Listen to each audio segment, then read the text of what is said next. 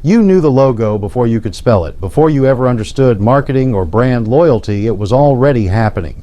Not through lectures or textbooks, but through toy aisles, cereal boxes, cartoons, and cardboard play sets that folded out into whole universes. We weren't just buying toys, we were being invited into tribes. Star Wars, G.I. Joe, Transformers, Barbie, He-Man, TMNT, Kiss. These weren't just product lines, they were mythologies. Not just brands, but belief systems, and they got in deep. You didn't just own a figure. You belonged to something. You weren't just playing. You were pledging allegiance. That's the magic of branding when it's done right. It's also the manipulation of branding done too right. Because those early connections, they formed neural grooves, emotional anchors, muscle memory that still fires off when you see a certain color scheme or hear the first two notes of a theme song. Now here's the thing, this isn't a warning. It's not some moral panic about the evils of advertising. I'm not here to demonize your fandom. Quite the opposite, actually.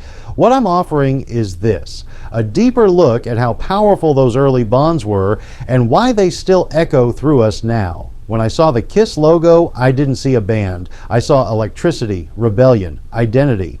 When I held that Superman figure, I wasn't just holding a character, I was holding a code of conduct. When I watched He-Man yell, "I have the power," I wasn't just entertained, I was being handed a permission slip. That's branding. And in many ways, it worked because it gave us what we were looking for. Belonging, purpose, clarity, a symbol to hold on to when the real world didn't offer one. We didn't just love these brands, we were shaped by them.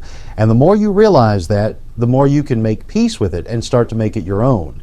Despite that imprint, culture told us to outgrow them. As such, cue the shame spiral. So this chapter isn't a critique, it's a reckoning, an acknowledgement that these brands left fingerprints on our identity.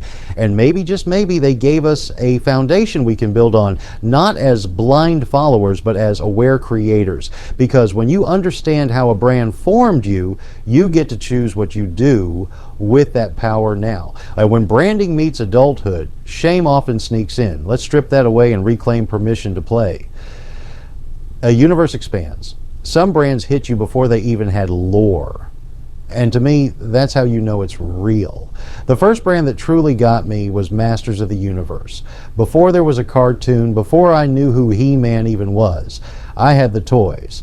My mom picked up a big lot at a yard sale, including Castle Grayskull itself, before the franchise was even a thing.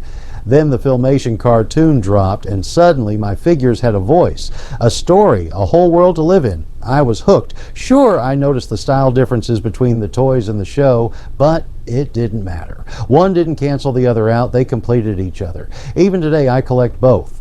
The new Mattel lines that mimic the animation, stunning. But the vintage versions, they're still the ones that hum with that original spark. Masters of the Universe didn't just sell me a toy, it gave me permission to live in two versions of the same myth and love them both.